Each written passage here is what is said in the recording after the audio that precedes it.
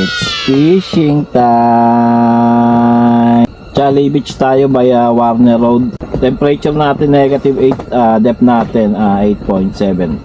Medyo malakas lang yung hangin ngayon, 25 km per hour. Tama yung body natin, Master Joey.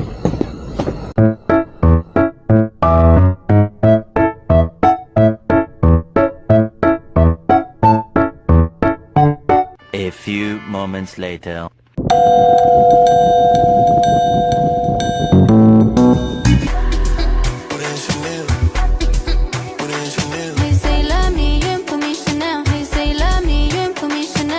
Sus, kinikilig na naman siya, oh.